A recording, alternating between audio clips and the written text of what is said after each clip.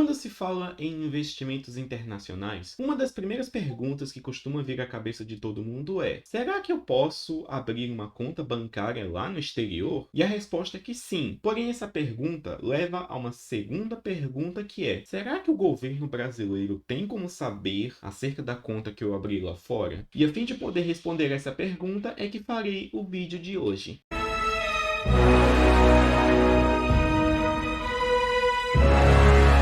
E se você é novo por aqui, seja bem-vindo ao canal da Climb Investimentos. A Climb é uma casa de análise que é dedicada a trazer o melhor conteúdo para você, investidor. Meu nome é Josué e eu sou analista de valores mobiliários. Por aqui nós falamos sempre sobre internacionalização e temas relacionados como economia, bolsas de valores estrangeiras, planejamento tributário e criptomoedas. Portanto, se você gosta desse conteúdo, se inscreve aí no canal, deixa o seu like no vídeo e aperta esse sininho para receber notificações sempre que for saindo um vídeo novo. E essa pergunta sobre se o governo brasileiro, e mais especificamente, se a Receita Federal vai ficar sabendo quando eu abrir uma conta no exterior, trata-se de uma pergunta bastante pertinente. E a resposta para essa pergunta é que, muito provavelmente, ela vai sim, a depender de qual país você abrir essa conta e de algumas outras circunstâncias. E o fato é que a Receita Federal provavelmente vai ficar sabendo dessa conta